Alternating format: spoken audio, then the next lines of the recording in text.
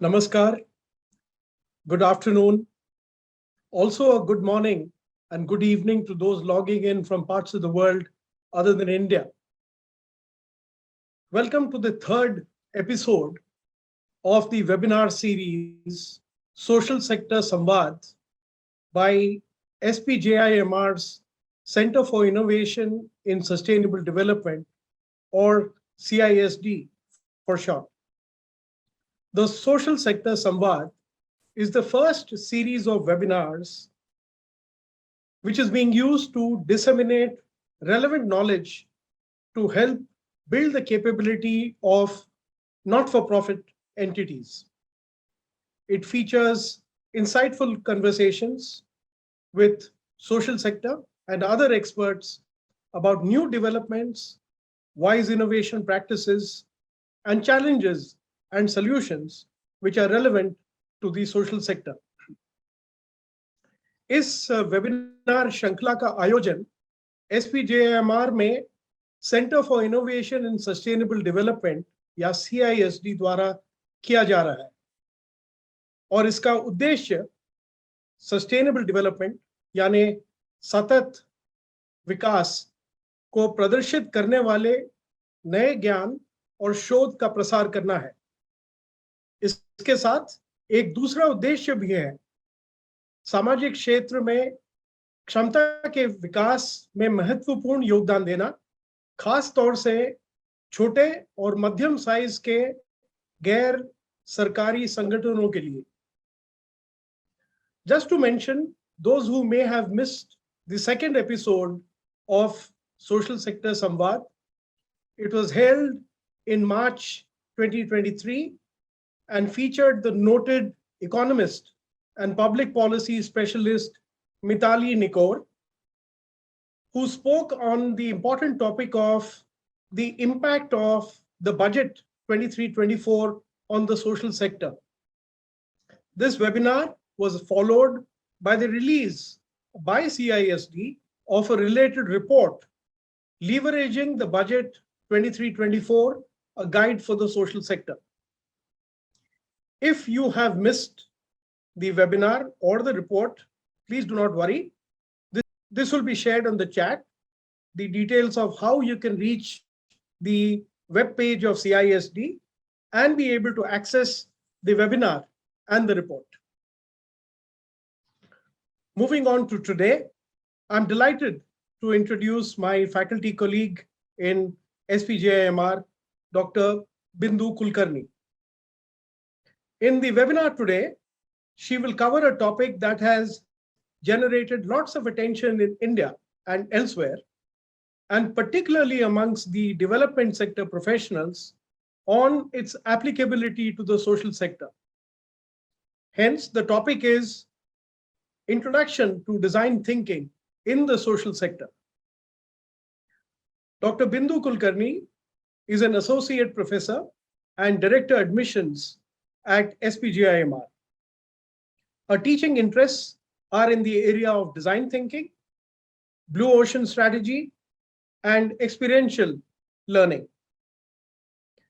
Passionate for pedagogy, her intellectual contributions and research interests include subjects related to instructional pedagogies, learning styles, blue ocean strategy, learning and simulations, and design thinking. And she's also authored many cases in these areas. Before we start, a quick mention of some of the rules. If you have any questions, and I'm sure there'll be many, I'll request you to put it on the chat. Our team will collect those and we'll request Dr. Bindu to address the ones that have the greatest level of interest. Please do not worry if we miss out on an answer to any question you may have raised, as we will share our email ID on the chat too for you to send your questions and queries, and we'll try to reach back to you very soon with an answer. And now I have great pleasure in handing over the floor to you, Bindu. Welcome. Thank you, Prabhat. It's such a pleasure conducting this session for our guests today, because personally, I do feel that design thinking has a lot of potential in the social sector, and it's time we start exploring that and start using design thinking in the social sector. So I have a set of slides that I will take you through. And as Prabhat did mention, at the end of the session, we will take Q&A, and we'll try and address as many questions as we can. And in case we cannot address some questions in this forum, we will try and reply back to you with a relevant answer. Sunita, can we do the poll to start with, to understand how many of our friends here actually are aware of design thinking? This is a small poll that has been put out for us to understand the group today and what's the exposure to design thinking.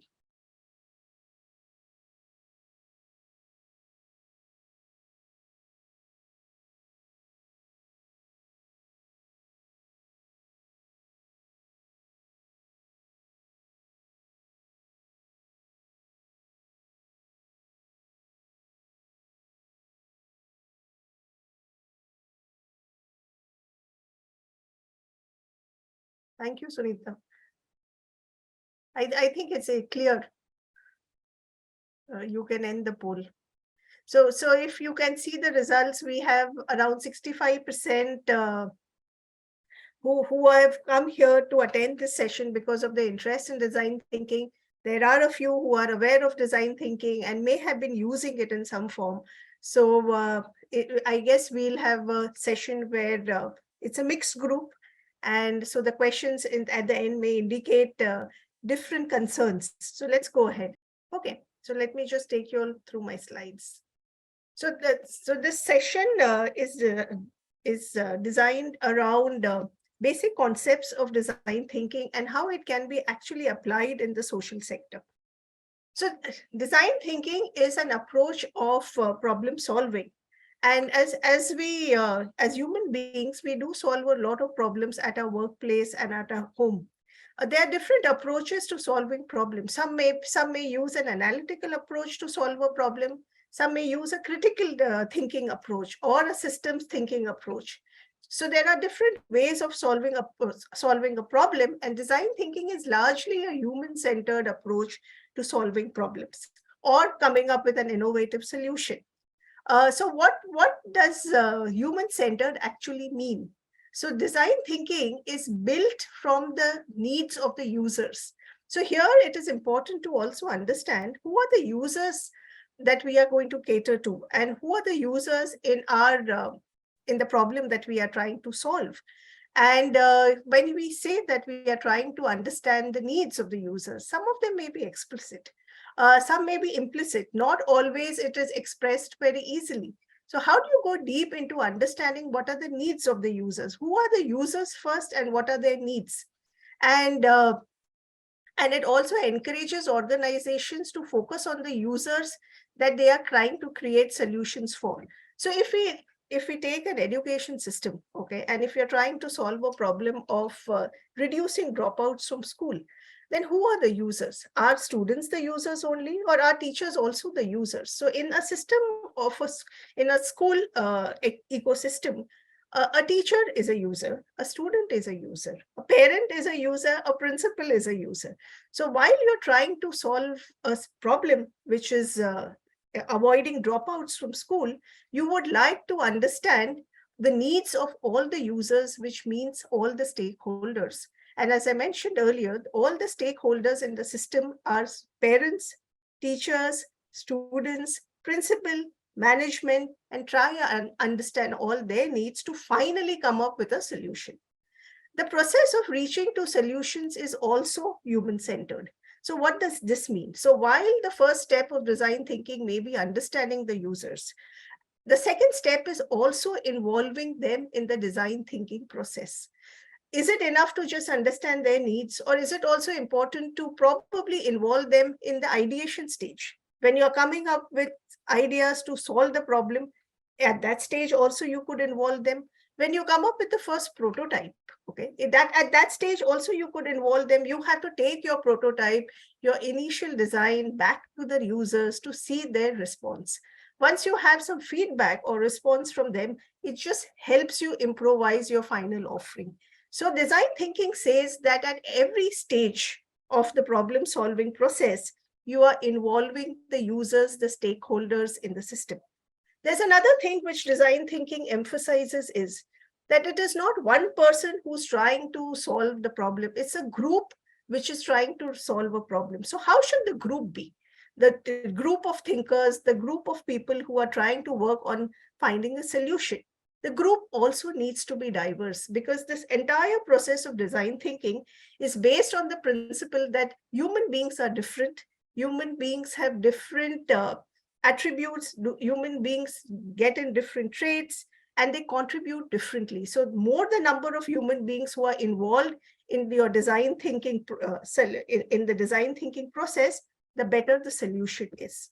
So this is a creative approach to problem solving. And what does this mean by being a creative approach to problem solving? So the first step is, of course, understanding your users. Then you may get into a step of ideating. Now, when you're trying to find a solution, okay, and you're thinking in a very diverse manner, uh, design thinking requires you to open up your minds, not be fearful of what will people say, and come up with a diverse ways of solving the problem. As we approach through this presentation, we will see what are the different ways of ideating. Finally, when you're coming up with a prototype, again, you need to be creative in using things around you to design the first prototype. Your first prototype will not be a high fidelity prototype. It will be a simple prototype. It will be a prototype which could be a storyboard. It could be a prototype which you make with things around you, which you just want to take it back to the user, to show the user and get some feedback. The process starts with understanding the people that you're designing with, uh, and cultivating a deep empathy. Now, what does deep empathy mean? So many a times we think that we understand people very well. We understand the people we are working with because it's been years since we are working with them. But the question is, do you really understand them? Do you really understand what they mean beyond what they say? So many a times, if you have a conversation with a person, the person may say something. You may also see their actions in in the things that they do. But do you really know what they feel about it, or what's going on in their mind? What's the thinking behind it? So that is a different skill that design thinking helps you develop, in terms of how do you build a conversation, how do you interview a person, how do you ask questions, so that you go a level deeper in understanding the individual. That could be what's going on in the person's mind, and what's the thinking process beyond. So if in case you are going to, as I mentioned earlier, looking at kids and solving the problem of kids dropping out from school, it may not be easy having a conversation with the child, but you need to understand, why is it happening? Is it the family background? Is the problem at the level of the child? Is the problem is there an issue with the parents or with the livelihood? Where is the problem? So it is very important to cultivate deep empathy with the people whose challenges that you're going to solve. So I also want to make a mention here again. It does not mean just one set of users. It's a whole set of stakeholders that you need to develop deep empathy to actually find the exact problem. The next step goes to generating ideas and building a bunch of prototypes that you will again go back and share with the stakeholders, and finally arrive at new solutions that suit the users. So as you would have observed, at every stage of design thinking, it says that you have to go back to your stakeholders. You have to go back to the people that you are designing for, right from understanding them, observing them in their work environment, understanding them, cultivating empathy to go deeper in finding out what are their pain points, what are their requirements, what bothers them, what makes them happy, and then seeing what kind of ideas do you generate. And when you're generating ideas, maybe helpful to involve them, may be helpful to have a very diverse group from not all people like you, because people like you will think in the same manner. If you want a whole lot of ideas which are diverse, which are different, you may want to involve people who are not like you and ideate with them, pick up ideas which you think are useful, go ask people to go and select the ideas which click, which they think are going to be helpful, which they think are impactful, and then go and develop them further. Because if you look at the ideas which you think are attractive, which may not be as effective for your users. So at some stage, involving the users in defining which ideas you should take forward for prototyping is a very important step. And finally, when you have a prototype, uh, take it back to the users, because you may think it's working.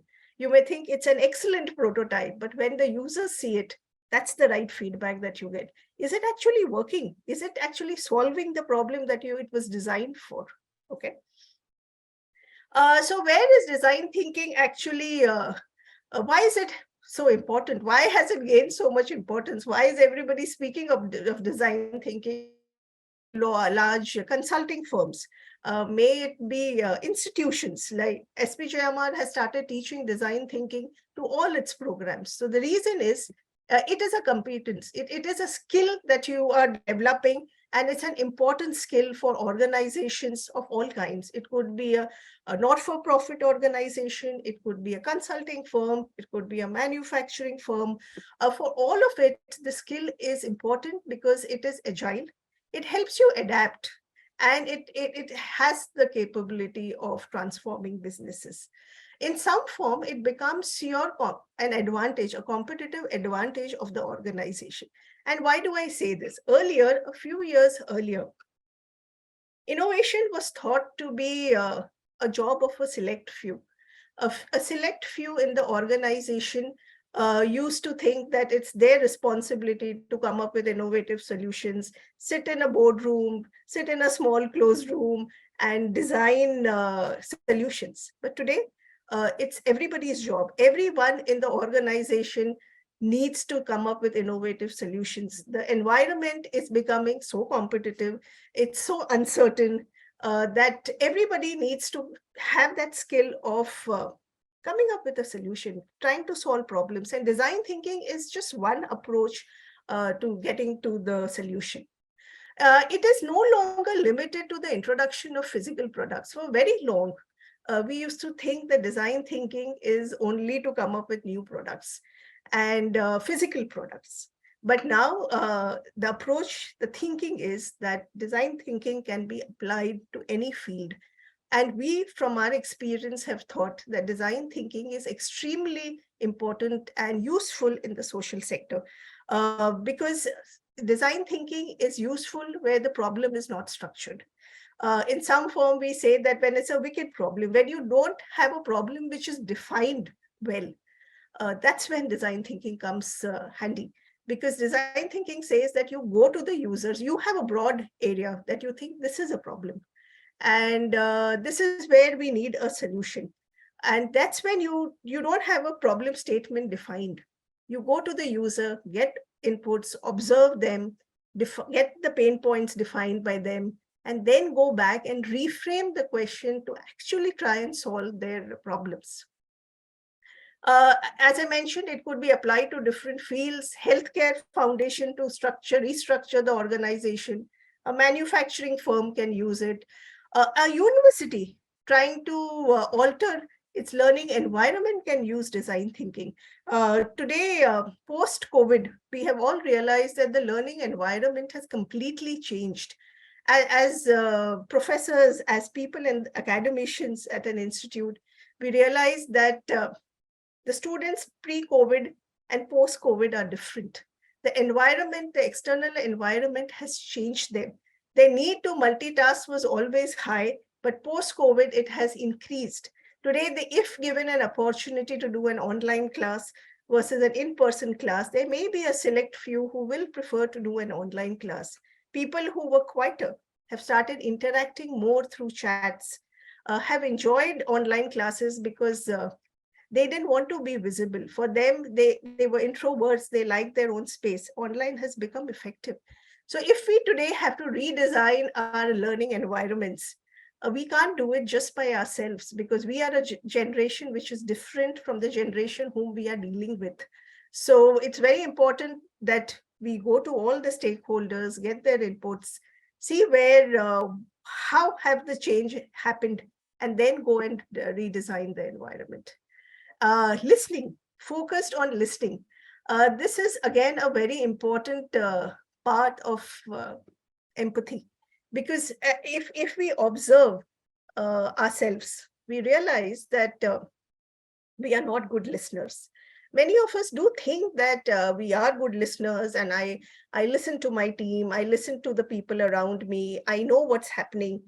But a lot of, we do all have mental structures which many a times hinders our listening. We prefer listening to people who are like us. When I mean people like us, I mean people who have a thinking similar to ours, because it's easier. They may say a few words, you may interpret the complete statement. We all have biases, and sometimes biases is the block to understanding individuals. And we also have stereotypes in our minds.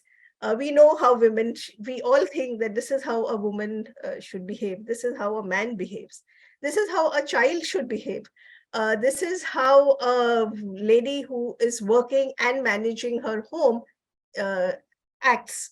So we all have biases and stereotypes in our mind, which in some form hinders our listening. So that the desire or the request here is that when you're trying to understand your users, which is the core of design thinking, uh, remove the blinkers, try and look at them as individuals, and do not make your interpretations, do not let your biases come at the stage of even listening to them.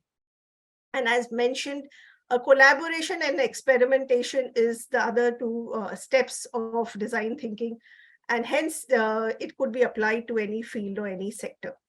Uh, it makes new propositions, is based on unstructured data points. When we look at somebody may come back and say that data is all around us. Analytical thinking can help us solve problems because you have collected so much data from the past. But that's the problem. When you look at data or analytics, it analyzes data of the past. The data of the past is not future. The future is going to be different from the past. Yes, it could be indicators. We don't say that analytical thinking or working on the data is not going to give you insights. Of course it does. It does give you a lot of insights. But can you rely on it completely? It could be a starting point. Data of the past could be a starting point. But what is important is to understand the people around you and use those inputs to decide something for the future. And of course, identify the unmet opportunities for action and move ahead. So so design thinking continues to be a useful tool to help understand and face complex challenges. And yes, we do live in a world which is very complex, and where analytical think is can help, but is not sufficient. So when did design thinking actually start? So design thinking, as I mentioned earlier, was initially used for product design. And it was in Stanford in 1960 that they started using this concept of for design, and it was mainly for product design. And over years, because the way it's seen to be useful, it started being used in services in both emerging and developed markets. So largely, you will have a lot of interactions. It is user-centric reframing, because you get your inputs, reframe your problem, and then get to a solution. And it's an iterative process where you do design a prototype, take it back to the user, get inputs, and improvise it. And design thinking is now being used at IDEO, and IDEO and D School at Stanford are the institutes which actually framed the design thinking principles. So they are at the forefront of design thinking. And of course, then we have other consulting firms in India and across the world, which are using design thinking extensively to solve business problems. And then, of course, all of us in our personal lives can also use design thinking to solve challenges of the society, new product development, anything that we know. So it's basically a skill which can be used by large organizations. It's a skill that can be used by not-for-profit organizations. It's a skill that we as individuals can also learn and incorporate in our families. So some of the challenges which design thinking can solve, it could be n number, but I have just listed a few. How do we design? And it says that how might we design new products and services for a modern 70-year-old? We know that the people are going to live longer, and people need to be independent if they are going to live longer. So as a community, do we need to design products which are different? Recently, Club Mahindra has come up with a new product for for senior citizens, where they say that membership is not for 25 years, but it's for 10 years. Should the banking system change, have some new services for the old? Should the health services change? Should there be recreation options in our housing complexes? We all know that they are gated communities for old. But should it be beyond that? Should they go and stay at a different place just to be comfortable? Why can't our housing societies have something? So there's scope for design. How do we might design policies and organizations to retain female employees? We know women, though capable, need to quit work at times. It could be during childbirth. It could be when their children are at the crucial years of 10th and 12th, or they have caring adults at home. There are many times where women quit, and we let them quit. And we keep saying that the diversity factor is low. Women representation in workforce is low. Why do women don't rise through the organizations? Is there something that needs to be done? We know we are struggling with problems like children don't read. The reading capacity has gone down. We may have n reasons for it. We may blame television, we may blame social media, we may blame our smartphones, but it's actually happening. What do we do? How do we reduce dropouts from school? How do we design a better experience for people on a public transport? So there are a whole lot of problems. These are just a few which I have listed here, which can actually be solved by design thinking as a process. Okay, so design thinking, these are the steps which were defined by the D School, the Stanford School, which says that the first step is empathize, understand your users well. Which could be done by interviewing, by shadowing, by, of course, being non-judgmental. Once you understand your users, the stakeholders, the different stakeholders that you're going to design your product for, it helps you design, reframe your problem. So you have some challenges which will come out when you are trying to understand your users and their pain points. That becomes your input in reframing your problem statement. Once you have reframed or you have arrived at your problem statement, the next step is ideation. You go around ideating and coming up with a whole lot of options, because here, because it's a creative process, we ask the users, the team which is ideating, just think wild. Don't limit yourself to the ideas that you have in your mind, because only when we think wild and we think of all the different ways of solving a problem, will we have a set which we can then narrow down and work on. So share ideas, diverge, think wild, then we'll converge and draw out a funnel and pick up a few ideas to work with. A prototype, and as I mentioned earlier some time back, use simple things to prototype and come up with a quick prototype, because the idea is come up with something tangible, come up with something that you can take it back to your users, get feedback, and then improvise.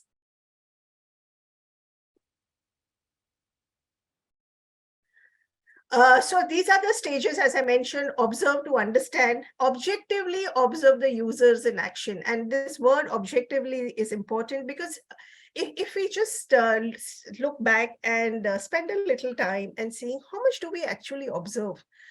If you're going, taking a path every day to your workplace, we don't observe. We just go blindly, take the train or take the bus or walk and get back to our work without observing what's happening around us. We think that we know the path. We think we know the people who are selling across the road. We think we know the shops around. But do we actually ever think of understanding what's happening around? What is the interaction which is happening? If it's a village that you're working with, or it's a community that you're working with, you may be spending a lot of time in doing some action for the stakeholders there, for your community members there. But do we actually try and observe what's the change that's happening?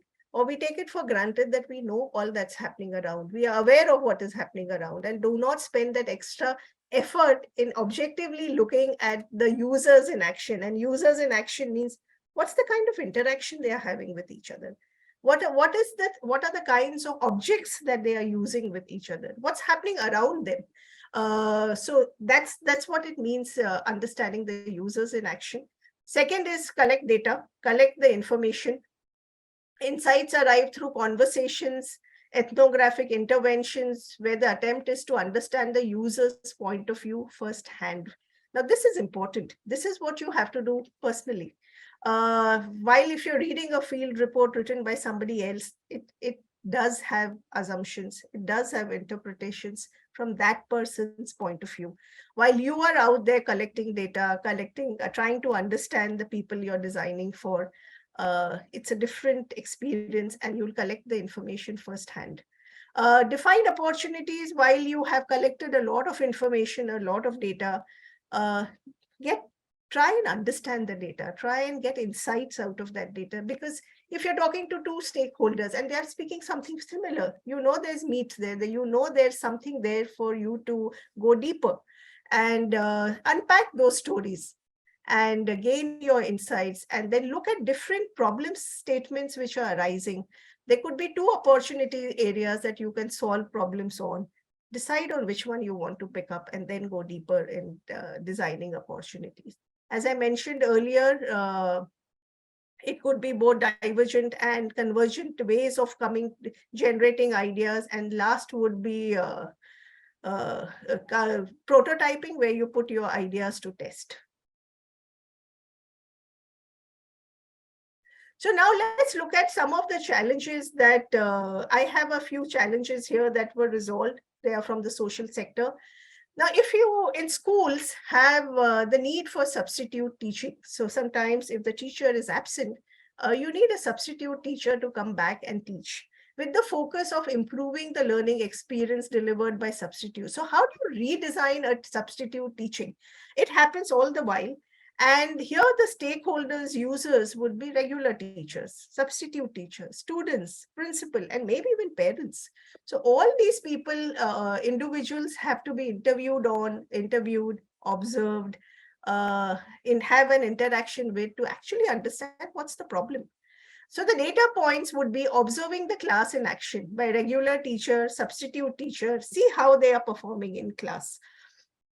Conversations with all the stakeholders, understand the pattern of learning from regular and a substitute teacher.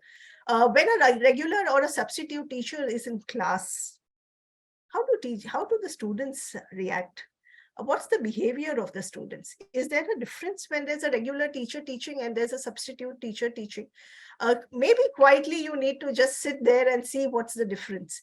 Understand the journey of preparing for a class from a regular teacher or a substitute teacher, because the need here is, how do you redesign a teaching experience? So there is a substitute teacher coming in, maybe she's not as effective. So how do you improve the entire process? So you have to understand through a conversation with the substitute teacher and the regular teacher, what's their journey of preparing? How do they prepare for a class that they have to come and deliver? And the school's approach of inviting these teachers. So is it warm? So if the feeling is that the substitute teacher is not effective, is the problem with the teacher? Is that she is or he is not well prepared? Is the knowledge base a problem? Is the student's reaction to a substitute teacher not conducive? Because a student may be familiar with a teacher whom they are used to. There's an affectionate relationship between their teacher and a class teacher. If a substitute comes in, is the student's behavior a problem? Is the teacher the problem, or is the school, the way the school is treating the substitute teacher a problem? So where is the problem that the substitute teaching as a system is not effective? So the insights, and this was a study done by IDEOs, the insights that they got was, it's all about the rapport between the substitute and the teacher. So they heard stories, they got insights, and they said it's not the teacher's knowledge or the student, it's just that the rapport between them is not developed in the first quickly, and hence the entire teaching is ineffective. So it's how the substitute teacher breaks the ice and develops the connect with the students is crucial. The effort of the substitute teacher to understand the class makes the difference. So while if this is the insights that you have got, for substitute teaching to be effective, the initial rapport building is crucial. Then how do you train the teacher to get that rapport building? So we saw a bigger problem which said that substitute teacher teaching is not effective, and substitute teaching is important. But if it's not effective, where is the issue? The issue is in the rapport building and in the first few minutes of the class when the substitute teacher walks in. So the opportunity is that can you reframe the problem by saying, how might we help the substitute develop their go-to techniques to gain rapport in the class? What are the new solutions that are coming in? How do they create new experiences in class and train the substitute to be more effective? Let's get on with another example. Now, this is an example of power of insights. This is a study done by Tinker Labs a few years back, which says that TB patients do not revisit the centers for free health checkups. They take the initial care. They probably go to the doctor and do the requirement of maybe the checkups in the first few months, but after that they don't do. So the desire was to diagnose the irrational behavior and to get patients to visit the center at least 1 month after the 1 month, every month for a checkup, because it's important that they go for a checkup for 6 months. Every month for next 6 months, they need to go for a checkup. So what were the insights that they got? The first insight that they got was that it was free. So they were saying that the checkup is free. Because you are a part of the system and the community, the checkup is free. You just need to come to the center every month, and we won't charge you anything, but please come for a checkup. How was it perceived by the patient? The patient thought that if it's free, it's poor quality. Because it's free, the quality is not going to be great. Hence, it's okay if I don't go. They didn't realize that it was important for them to go for a checkup. They started thinking free is poor quality. And especially after they started feeling a little better, they said, why should I take an effort of going? It's okay if we do not go. Second was that if they went on a day where it was crowded, this thought of free is poor quality just got re-emphasized. And they said that it's free and the quality is not good. It is crowded. We don't get the attention that we are supposed to get. Hence, it's fine if we do not go. So they were just looking for probably reasons for not going to the center for a checkup, while it was important for them to complete their treatment, complete the 6 months of checkup. So that was a problem statement. How do you encourage them? And then they thought that free, but it's still expensive.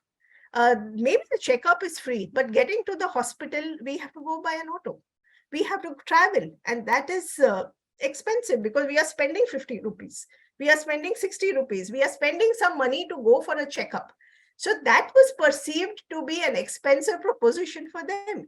They didn't see the value of getting to the health checkup, getting a health checkup done. They didn't see value in that free health checkup. So what was the solution that Tinker Labs came up with? They came up with a coupon system. They said that each coupon will highlight a free checkup is actually worth 300 rupees. So they said that if you are missing a checkup, you're losing 300 rupees. So they put a value to the checkup. While they were not charging the patients, they thought that if we do not put a value to the checkup, it's perceived as not worth their time. It's perceived as unnecessary. It's perceived as expensive because they have to pay for the auto. They gave them 6 coupons. They said there's 1 coupon for every month. And they said that, and they also mentioned the validity. They said if you do not come in that month for a checkup, that coupon becomes invalid. You cannot say that I missed 1 month, hence I will do the next 6 months starting from the next month. That was not allowed. So in some form, they put a structure to it, and they said that the coupon, it's worth 300 rupees. Do you want to lose 300 rupees? And they could not share coupons with anyone else. It was only meant for them. And to make it more rigorous, they said that the coupons are going to be stamped by an officer at the center. So the branding was required. And then they said that, so the patient started comparing 300 rupees with a 50 rupees auto ride. And the thinking was that, well, I'm going to miss something worth 300 rupees. So the 50 or the 60 rupees auto ride became little less important for them. Now I'm going to show you a small video, which is about this product called Embrace Warmer. This is a product which was built by a student from Stanford and is used in India. It's a warmer for children who are born premature. Because the thought was that in India and other underdeveloped countries, a lot of children lose their lives because they don't have the facility of the incubator. The villages can't afford an incubator. So then the children lose their lives. So a product was designed for the kids in underdeveloped countries, and then it's still being used. So I'll just play the video. It's about 7 minutes.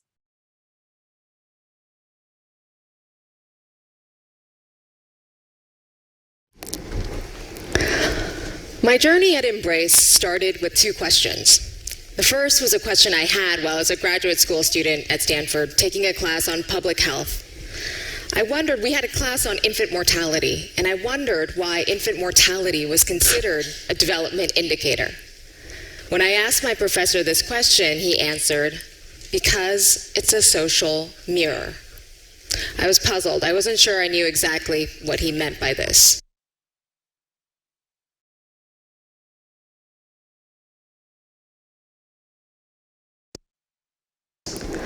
The second question someone asked me as I was moving to India to do this work. She was skeptical, and she asked, so many babies in these countries die. Do mothers even care, or is it an accepted, everyday part of life? I came to discover the answer to both of these questions soon after I moved to India, and after I began to meet the countless women who had lost their babies. I'd like to share one of their stories with you today. ಬೆಳಿಗ್ಗೆಯಿಂದ ಹೀಗೆ ಒಂದು ton 15 ದಿನ ಹಾಲು ಕುಡಿದು ಬಿಟ್ಬಿಡ್ಲಲ್ಲ madam. ಆಮೇಲೆ ಹಿಂಗಾಗೋದ್ಲಲ್ಲ, ಒಂಥರ full ಜ್ಞಾನನೇ ಇಲ್ಲ madam. ಕಣ್ಣೆಲ್ಲ ಮುಚ್ಚೋಯ್ತು, ಕಣ್ಣೆಲ್ಲ ಮುಚ್ಚೋಗ್ಬಿಡ್ತು. ಆಮೇಲೆ ಗೊತ್ತಾದಾಗ ಮೇಡಮ್ ಅದೇ ನನಗೆ ನಾನು ನೋವು ತಡೆಯೋಕ್ಕಾಗಲ್ಲ ಮೇಡಮ್ ಆ time.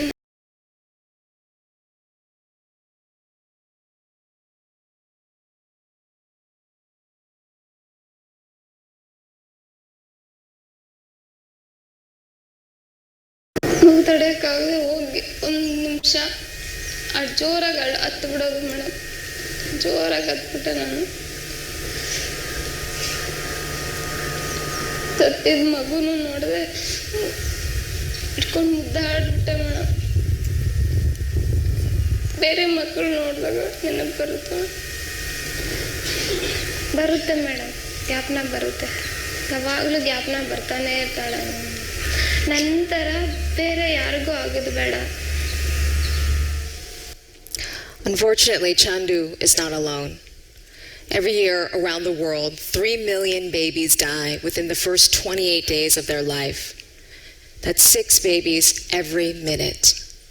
Most of these deaths are forgotten about for the most part, except for by mothers. This is the absolute worst tragedy a mother could endure. There's no more helpless of a feeling than watching your child die. And yet, in many of these communities, not only do mothers lose their children, they are blamed for these deaths. I now know that a mother, no matter how poor, no matter how impoverished, no matter how uneducated, will go to any length to save her baby. If there are this many babies still dying, there's something deeply wrong with the solutions and the systems that exist today, including a lack of technologies that empower these mothers to save their children. One of the biggest problems these babies face is staying warm. They're unable to regulate their own body temperature. That is the primary function of a baby incubator. But incubators cost up to $20,000, they require a constant supply of electricity, and they require a trained doctor or a nurse to operate. In a country like India, where there's one doctor for every 2,000 patients, this poses a huge challenge. My team and I at Embrace have been working on a low-cost way to tackle this problem. And what we've come up with is the Embrace Warmer, which looks like a little sleeping bag for a baby. The core technology is a pouch of a wax-like substance, a phase-change material, that when melted maintains a constant temperature of 37 degrees Celsius for up to 8 hours at a stretch. You can heat this either with a short burst of electricity or with boiling water, and you can reuse this over and over again. The product is portable, it complements existing practices like skin-to-skin care, and it's been designed to be easy enough for a mother to use. Looks simple, but this has gone through hundreds of iterations over the years as we've tested and retested to make sure that it's locally appropriate. What I've come to discover in this process, however, is that technology itself is only part of the solution. In order for technology to be effective, there must be intent. Technology will only multiply that intent. No one has the intent to save a baby more than a mother. And yet few, if any, solutions in this space are designed for those with the greatest intent. In fact, when Embrace first started, we created a version of the product that could be used by doctors and nurses in a clinical setting. We wanted to introduce the product into a safer environment with trained caregivers. What we found out later, as we trained doctors, nurses, and mothers, was that it was the mothers who performed best in our training assessments. It was the mothers who were uneducated and illiterate who paid the most attention, who retained the most information. With a technology designed with this intent, the Embrace Warmer is now saving lives around the world. This is Shiva Madama. She comes from a small village in South India. She and her family are all farmers. This is her mother and her grandmother behind her. She gave birth to a 3.5-pound baby that was kept in the device. And this was a baby a few months later when we went to visit. He was at a healthy weight, and the mood in the house was festive as the family was deciding what to name the baby in the 9-month naming ceremony. And although it was a joyous occasion, it was also a stark reminder to us that in India, many babies aren't named until they hit 9 months because it's so common they'll die before then. This is Kirti. Kirti lost her first baby and gave birth to a second child at a little over 3 pounds that was kept in the warmer. And this is a baby 3 months later. You can tell she's grown into a nice little butterball. And she just celebrated her first birthday. And this is Sarah. Sarah's from Uganda. She has a 4th grade education. She's also a farmer. She gave birth to her baby 1 month prematurely.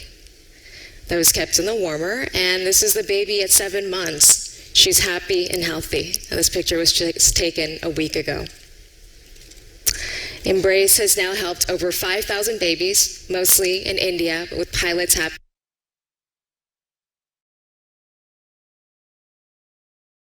So this was an example of Embrace and their warmer, and how, if in the video, they've also shown us those pictures where they had first drawn the warmer and then taken it back and shown the first few prototypes to the user and then improvised over years. So let's move on and see that if we are saying that design thinking is all about observing, it's all about understanding the users to arrive at insights and then designing products. How do you observe? So here, this is, I really like this picture, and it says, listen with your eyes. Keep your eyes open when you are trying to observe and understand your users. So these are some of the simple tools on how do you observe. So design thinking Initially, we showed you the 5 stages, and now going to go a little deeper in each of the stage to say, how do you observe? How do you get to insights? How do you ideate, and how do you prototype? So this is the first step of how do you observe. Stay in the background, observe your stakeholders. These are some of the questions that could be helping you. What do I see? What are the people doing? What are they trying to accomplish? What's the social setting like? Are they in groups? Are they alone? What seems to be their pain points? Are they speaking something that is useful to you? And is the person happy? What else is happening on the side? So basically, you are in the background. You are not a part of their conversations. You are at the background trying to observe what's happening around. Make a field report at the end of it and describe what happened on the site. It could be who were the people, what was happening, where was it happening, what was the environment like when it was all happening, when was it, what time of the day, what time of the month, was it an occasion, was it a festival, what was happening around, and how was it happening. So these are some of the indicators on how to write a field report and what you should be observing. Reflect on what you thought, felt, and learned during the observation. So writing a field report is incomplete unless it has your own feelings, own observations, own thoughts on it, because that is where you are going to derive your insights from. You may also realize that when you're writing a field report, there are assumptions. We all make assumptions because of our past experience. Be conscious of your assumptions. Maybe some of them need questioning. So the next stage is that you go and say that, what are the questions that come to my mind? If this is what I have observed, there may be some incomplete information. There's something that has made you curious and you want to go back. That's when the next stage comes, which is developing a conversation, having an interview with the person. So these are some of the tips for observing. Look at the behavior, adaptations, what people care for. Are there patterns? Approach your observations with an open mind, and do not make any judgments. Let me just move this down, and of course, write, capture it, maybe carry a camera, maybe just write, do different ways of capturing your observations.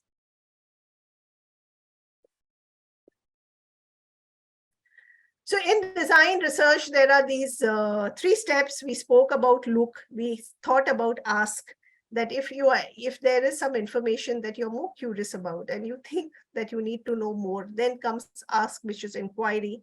And last is experiential. Now, this is also a very strong way of gaining information. That's experiencing firsthand. And we have had an example of Muruganathan, who had tried sanitary pads himself before going and designing low-cost sanitary pads. But we also have an example of Patricia Moore, which I'll just share with you in my next slide. But before that, when we get to asking questions, here are a few tips on how you could structure your interview or your conversations better. Interviews are conducted post-observations to get more insights. Don't get into a conversation with the stakeholders before you've completed your observation. So observation comes as the first step, conversations come as a second step.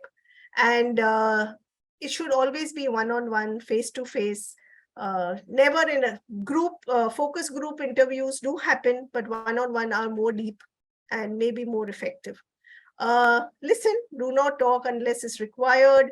Start with a warm-up question, avoid confirmation bias. Don't try and confirm your assumptions. Try to ask questions which may clear your assumptions. This is very important. Get the interviewer to tell stories and discuss real life stories. So in the sequence of a conversation, if you know a person, is of course easier. But if you're trying to have a conversation with a new person, first you'll have to do some warm-up and then ask questions so that the person opens up and tells you stories which will give you insights. Keep asking a why in a form that is, of course, not intimidating to the interviewee, but at least gets you to the answers.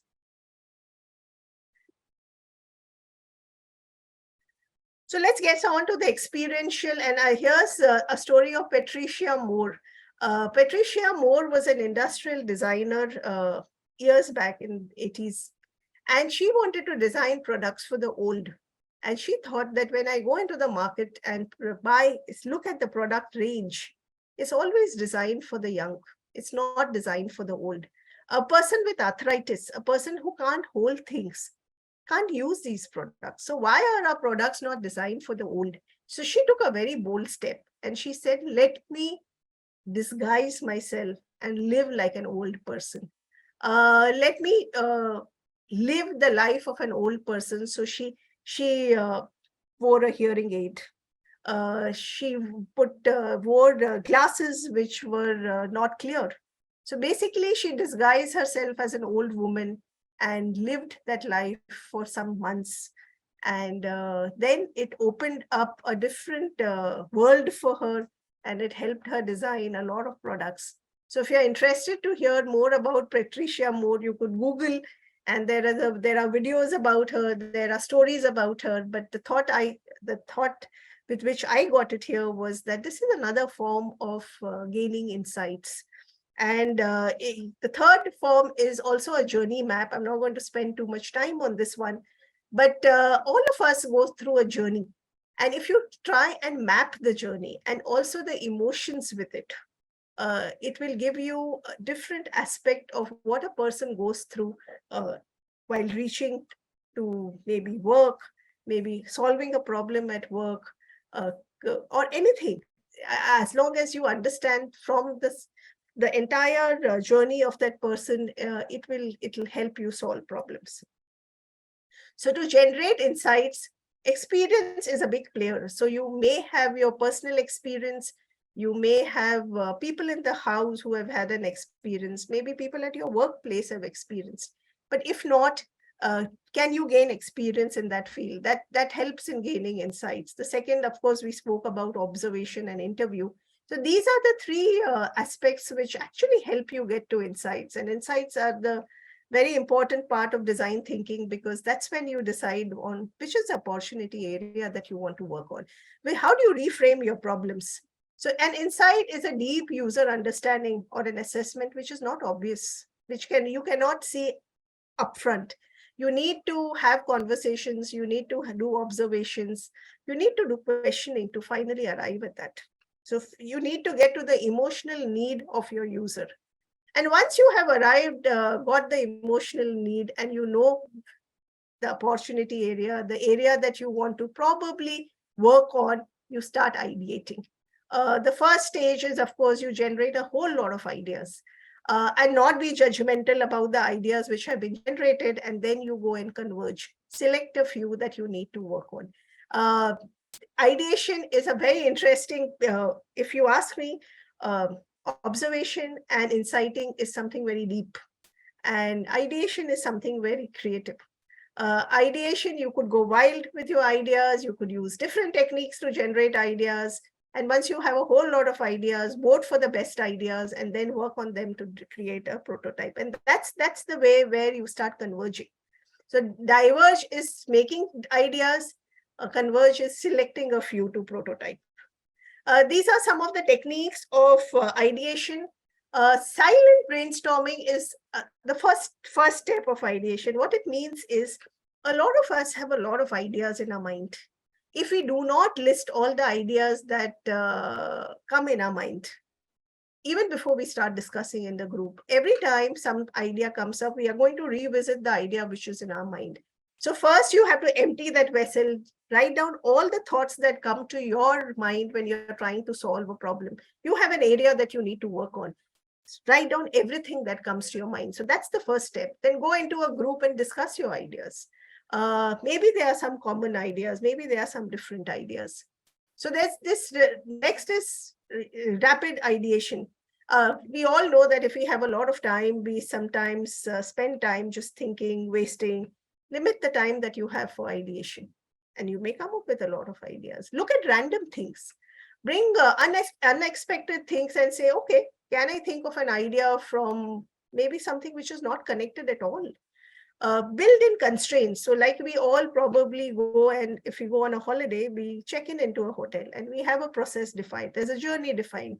You enter the hotel, you'll show your documents, they will give you the key, they'll look at their systems. What if there's a constraint? What if you say that the reception of the hotel is not manned by anybody? How do you get into a hotel? How do you probably still check it? So if you put in some constraints, does it give you different ideas? Of course, we will not get into all the ideas here, but there's an idea wall. Put up a prompt in a public place and ask people to share ideas. So if you're working in your villages and you're looking at some problem, use the brains of the different people in your community. Ask them for solutions. Maybe something new will come up. Many a times we do not reach out to people. Reach out to people. They may have different ideas which could help you. The last step is prototyping. And as we discussed earlier, once you have a whole lot of ideas, you pick up ideas which are liked by many. Pick up ideas which your peer group thinks will be effective. Work on it. Develop a small prototype. Take it back to the users. It could be in a service sector if you are thinking of designing some service for your students, some new lesson that you're trying to design for them, some new activity that you're designing for them. Try it with a small group, get their feedback, and then improvise it. If you're working for a community and trying to make changes in the community, it could be the health of the people, the villagers, it could be drinking water, it could be youth development. Whenever you have some ideas, test it with them. Test with a small group, get their feedback and move on. That's what design thinking says is highly human-centered. It works for the people and with the people. And if you manage to do that, get their insights, observe them, get their insights, involve them in the process, design, show them, improvise, it will help. You'll get to solutions which are effective, and it will be implemented by the people because they have been a part of the process of getting to solutions. And then we will probably take some questions now. And then before I close, I will show this one video. It's about 10 minutes. It has used the entire design thinking process to solve a problem.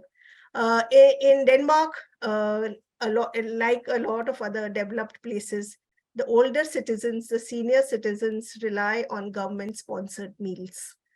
And they had observed that the older people were not getting nutritious meals. They were getting weaker. And so they said, what is the problem? We are feeding them.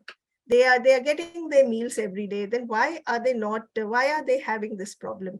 So how they involved a design thinking firm and what were the insights that they came up with? How did they go about solving this problem is what we can see in this video. But before that, we'll take some questions. I'm going to stop share, Prabhat, and we'll take some questions, if any. Otherwise, we'll get on to the video.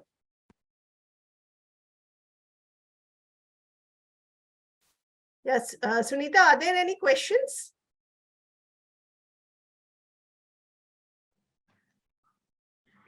Bindu, there were some with regard to the more mechanical side.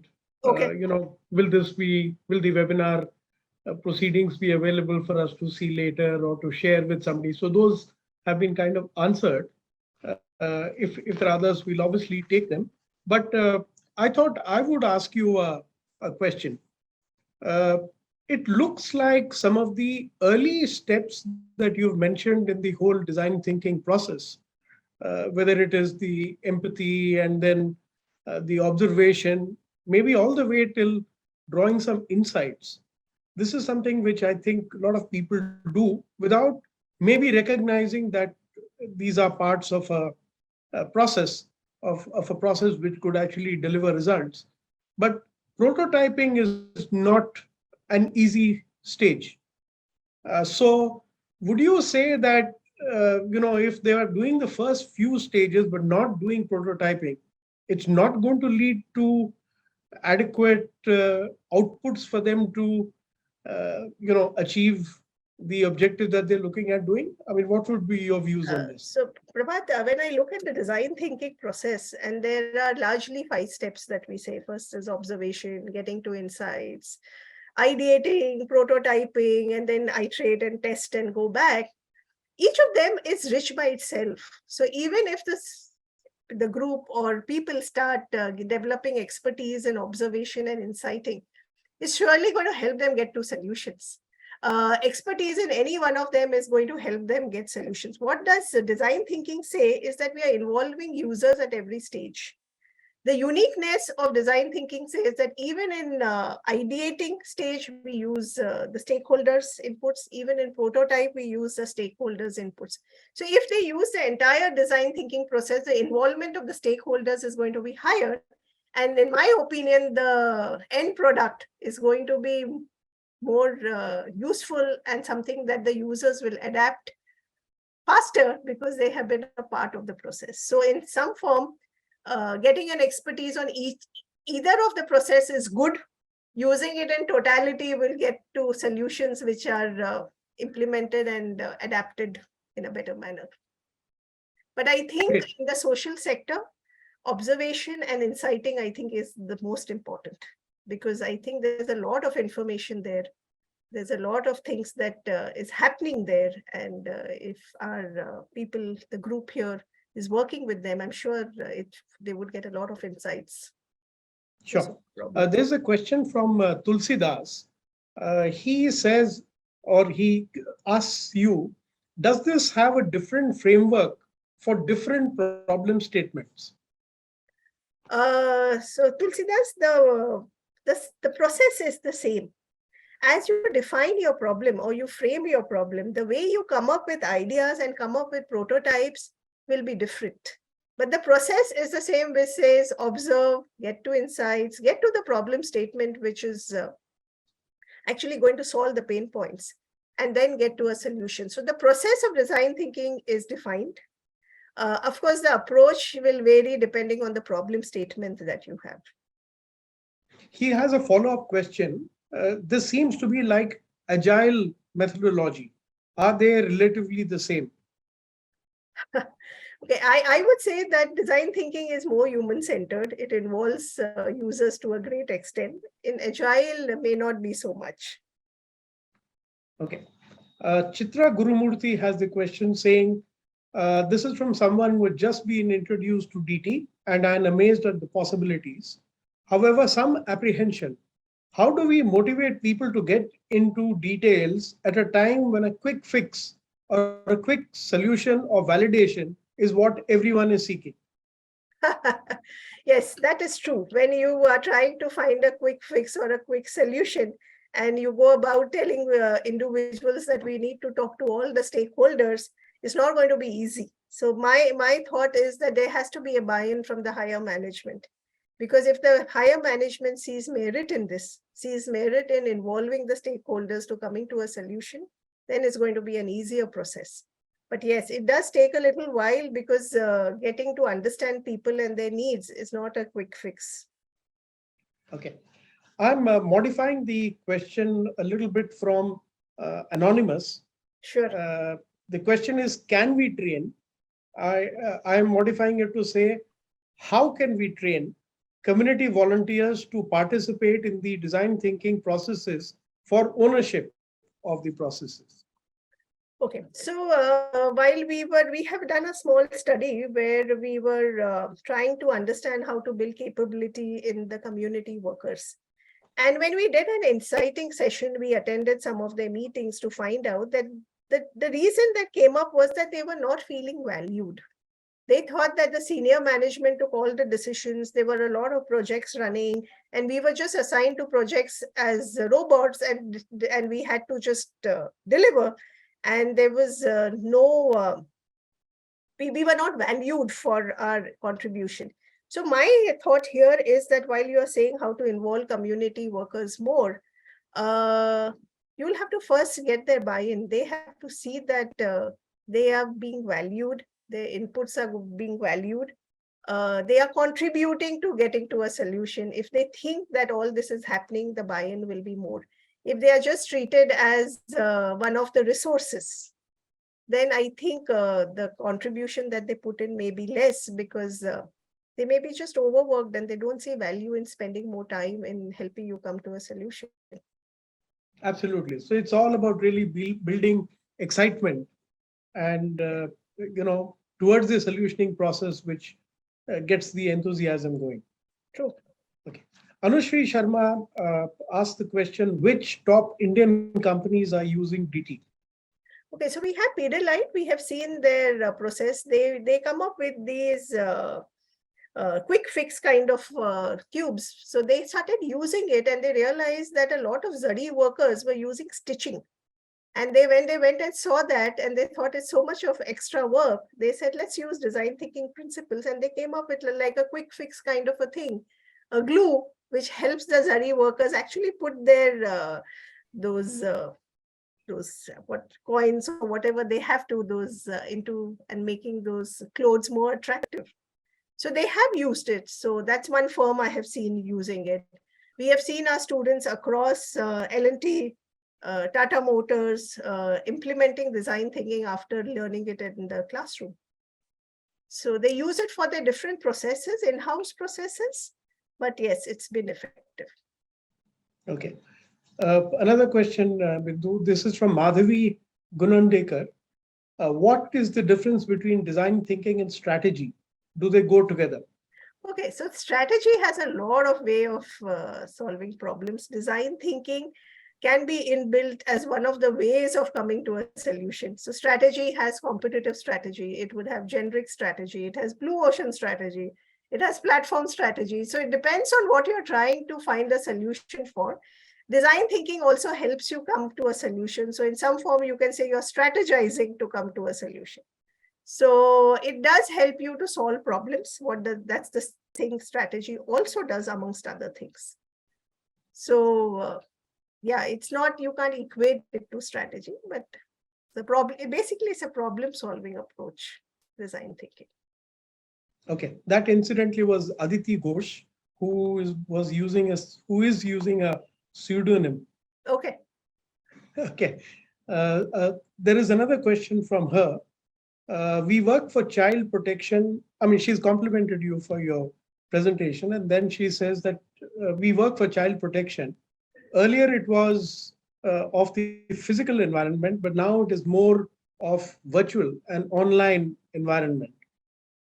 Understanding online safety of children surely needs design thinking. How, in general, can we create an environment of design thinking to help in this area? Interesting question, Aditi, because while we have been saying design thinking, get to understand your users, observe them, question them, develop conversations, while you get into a online world, is more of cybersecurity. So I would think that this is a mix of using technology and thinking of how you could protect children. But yes, there could be forums where you have conversation with parents, have conversations with kids in school to find out what's happening, and then maybe use technology to solve the problem. But I think, in my opinion, schools could be a way out to have conversations with kids to find out how they are using technology, or and how we can keep them safe.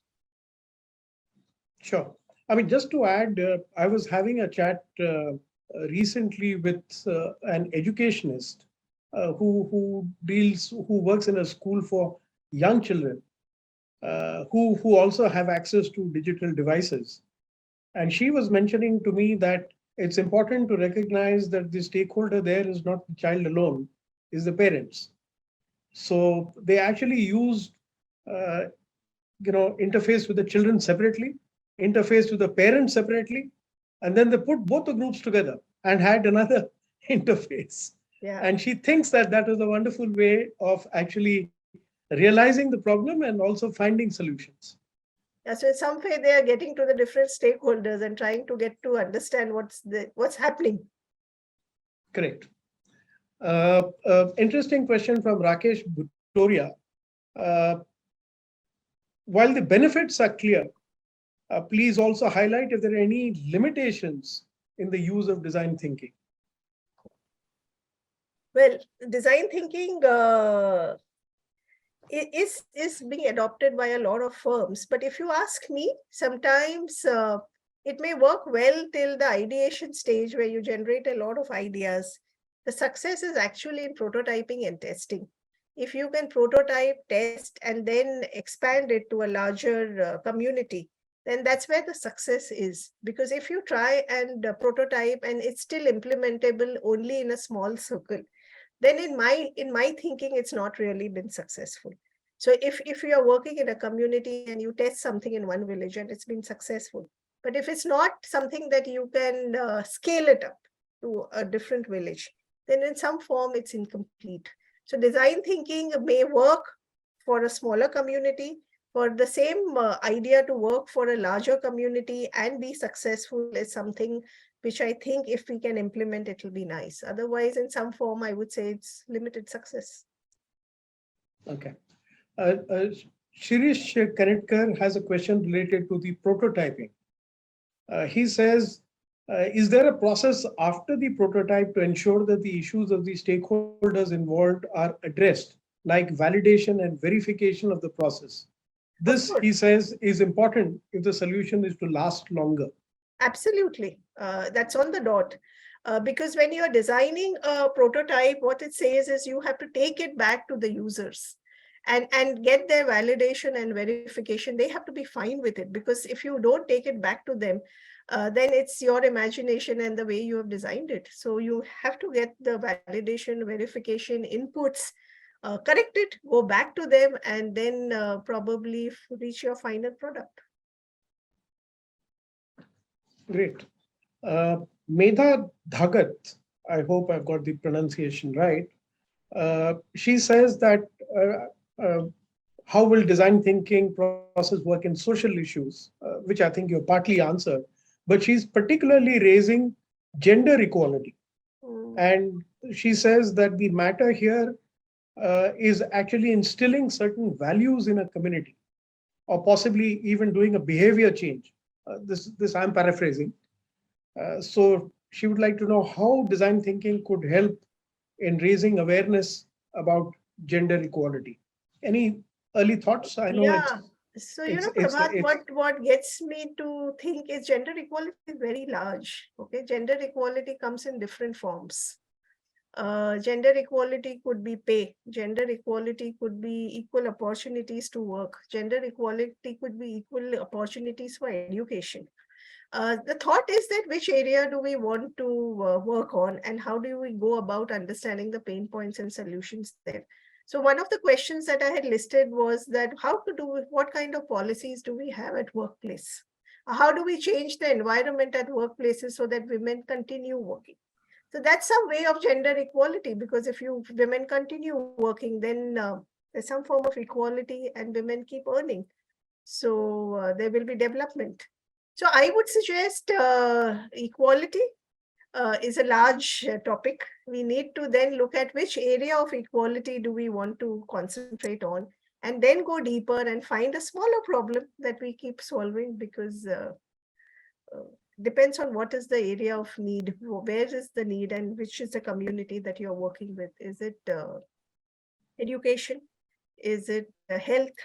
Is it workforce? And then find solutions.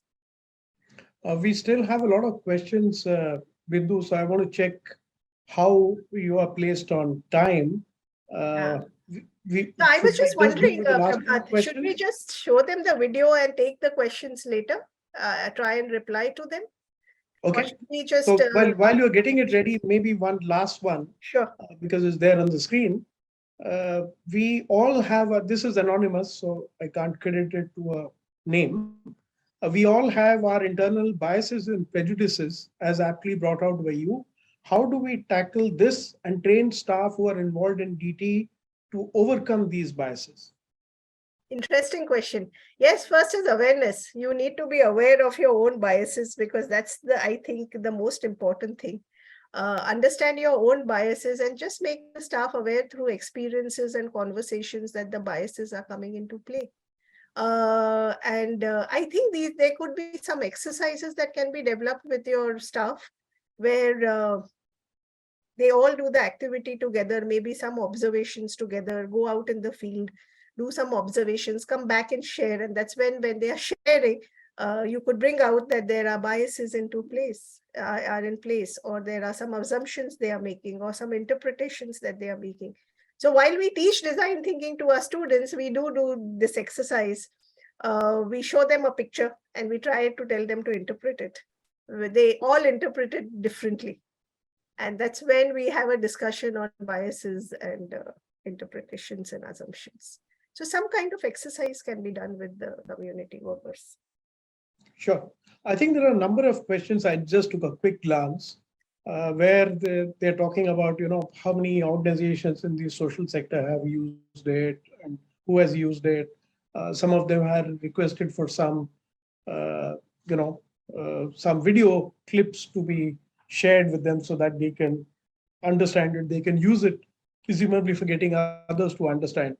What it suggests to me is that maybe we'll try creating a short document and put it up on the CISD website of use of TT, maybe a few case studies of where it has been used in the social sector. And like you are showing some nice clips, we'll also request you to help us with some clips which we can share with people at large. But maybe like you suggested, we should show them this clip, which, as you said, gives an end-to-end view of the DT process. So, Prabhat, it also gets me to the thinking that maybe a longer program where we can have some of these exercises, like the question was put up, that how do we, between the community worker, how do we let them know that their bias is in place? So something which is a little longer can be done, where we have some exercises and some activities for people to start using design thinking. Absolutely. I think it's a great idea. So while we may not be able to take it to every single city across the country, I'm sure there's a great merit in actually doing it in a physical, face-to-face kind of an environment. We could certainly look at doing something in a workshop mode, maybe in a few select cities for starters. Yeah, sure. I'll just share my screen for the video. Let's walk through one example to illustrate what it looks like in the real world. To do so, we're going to travel to Denmark, a country long recognized for its distinctive attention to design. The Danes, like citizens in most developed countries, recognize that the aging of their population presents many challenges. One of these is serving the more than 125,000 senior citizens who rely on government-sponsored meals. Danish municipalities deliver subsidized meals to people who suffer from a reduced ability to function, whether that is due to illness, age, or other conditions. Many of these seniors have nutritional challenges and a poor quality of life because they simply do not eat enough. An estimated 60% of elders living in assisted living have poor nutrition. An estimated 20% are actually malnourished. In response to this growing social problem, the municipality of Hustebro decided to dedicate their efforts to improve meal service for seniors, and they invited Danish innovation firm Hatch and Bloom to work with them to figure out how to improve the nutrition of their elderly population. Municipal leadership saw the project initially as straightforward. In order to get seniors to eat more, the current menu just needed improving, and they wanted Hatch and Bloom to ask elderly clients about their menu preferences. This is a great example of how too narrow a definition of the problem to be solved can drive a lot of innovation right out the window before you even get started. The opportunity turned out to be much greater. And what Hatch and Bloom ultimately produced was much more than just a new menu. It was a completely redesigned meal service that offered higher quality, more flexibility, and increased choice. This dramatic reframing of the opportunity emerged from the user-centered design approach that Hatch and Bloom brought to the process, in which they discovered that merely fixing the menu wouldn't solve the nutrition problem. Let's look at some specifics about how they did it. They began by exploring what is, digging deep into seniors' behaviors, needs, and wishes, using observation and interviewing to identify their elderly clients' living situation and try and get at their unarticulated needs. The approach they chose to use was ethnographic. The specific tool they used was journey mapping. The journey mapping tool follows a customer or stakeholder as they receive a product or service or go through a process.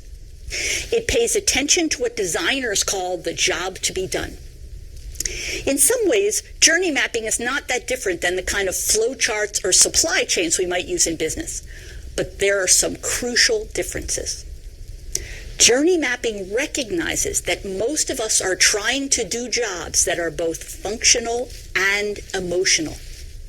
A lot of the unarticulated needs turn out to be on the emotional side, making this tool very valuable for uncovering hidden opportunities to create better value for people.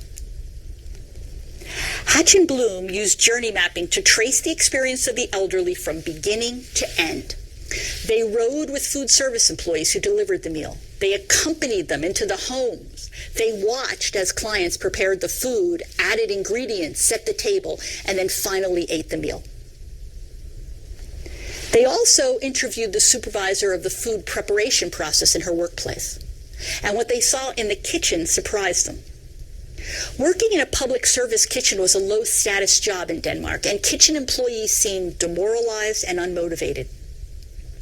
It was not going to be enough to focus on the needs of the elderly, team members realized. They would need to address the problems of the employees producing the meals as well. And so the team decided it was important to broaden the scope of the project beyond just improving the menu. And they helped the municipal officials understand why this was necessary. From this dual focus on the people preparing the meals and on the seniors receiving them, a set of interesting insights began to emerge. They discovered that both the seniors and the kitchen workers had important emotional needs that were not being met. They were both experiencing feelings of disconnection and alienation. The social stigma of even having to receive such assistance weighed heavily on the clients. They were embarrassed. Help for cleaning was considered acceptable in Danish culture, but help for more personal needs was much less so. It also mattered who was providing the help. In Denmark, a senior hoped to receive assistance from a relative or friend. If that was not possible, perhaps one could hire someone. But it was a last resort to receive assistance from the government. Also painful to seniors was the loss of control over their food choices. We discovered that deciding what kind of food they put in their mouths was the second most important thing for the elderly after taking care of their personal hygiene, the head of the Hatch and Bloom team told us. And they hated eating alone because it reminded them that their families were no longer around. All of these factors contributed directly to the nutrition problem and put it in a broader context. The less they enjoyed their situation, the smaller their appetites. The kitchen workers, Hatch and Bloom learned, were making the same boring, low-cost meals over and over, not because they lacked skills or because they just didn't care, but because of the perceived economic and logistical constraints that prevented them from doing something more interesting. The team also found positive things, however. They discovered that the generation of seniors they studied was very responsible and capable in the kitchen and had a keen sense of the seasons and positive associations with seasonal foods such as apples in the fall and strawberries in the summer. They also often tried to customize their meals by adding spices or using their own potatoes or vegetables. The Hatch and Bloom team also discovered that the kitchen workers really did care and wanted to do a good job. Once team members had finished their ethnographic research, they moved into the what-if stage. For this, they wanted to enlist a broader group of stakeholders in understanding the nature of the challenges and participating in creating a new and better meal service. They wanted to co-create with their important stakeholders. To accomplish this, they had a series of workshops that brought together a diverse set of stakeholders. It included public officials, volunteers, experts in elderly issues, kitchen workers, and employees of residential care facilities. Together, they reviewed the ethnographic research and developed insights and design criteria to form idea generation. This kind of co-creation is another important design tool. Inviting stakeholders into the creative process creates ownership and engagement as well as producing better ideas. The co-creation tool will turn out to be useful in every one of the 4 questions, as you'll see later. In the second question, Hatch and Bloom used a brainstorming process in which facilitators used analogies as trigger questions to help shift participants' mental models of food service as they generated ideas. The facilitators asked participants to think of the kitchen as a restaurant, triggering a creative rush. The kitchen workers, they assumed then, must be the chefs. And if they were the chefs, who were the waiters? This began to bring ideas like the condition of the vehicles used for meal delivery into the discussion. They continued to work with the restaurant analogy as they considered the food itself. Until that point, the menus had been minimalist, factual descriptions of the food, perhaps detailing how it was prepared. For instance, one item read, liver, potatoes, and sauce. That's not exactly a description that will make your mouth water, is it? But now participants in the workshop started to wonder, maybe we should look at actual restaurant menus. Maybe we should describe our meals in a completely different, more enticing way. The third workshop moved them into the what wow stage and continued to emphasize the design tool of co-creation. But this time, co-creation was used to test ideas rather than generate them. This third workshop was much more hands-on and involved prototyping, at least in a rough way, the solutions coming out of the what-if workshops. For example, Hatch and Bloom worked with participants on 3 different versions of the menu, asking them which they liked and how they felt about various aspects, such as the colors they favored and whether they preferred photos or illustrations. They used a design tool called visualization to make these different options feel more real to participants. Visualization is one of the essential design tools.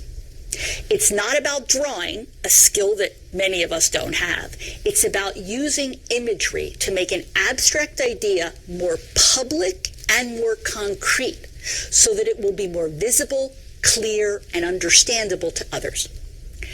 Hatch and Bloom didn't talk to people about the different options. They showed them the different options. They then moved into what works, testing prototypes with different combinations and ways of presenting the food with actual customers. The learning from this initial set of experiments resulted in a second project with some quick packaging design changes that allowed for more modular meals where components were separated instead of being mixed together.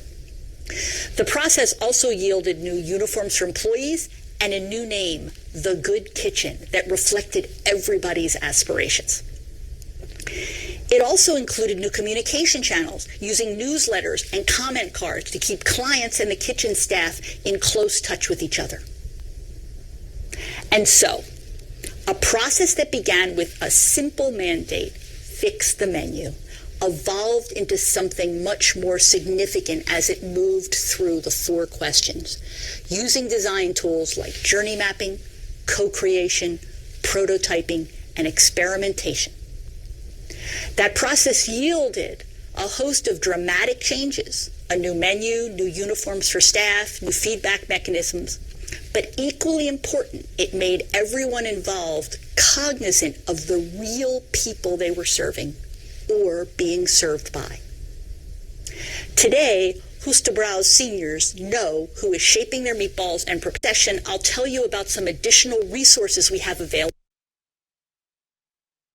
Yeah, so I think that's good enough. It gives you the full view of design thinking as a process.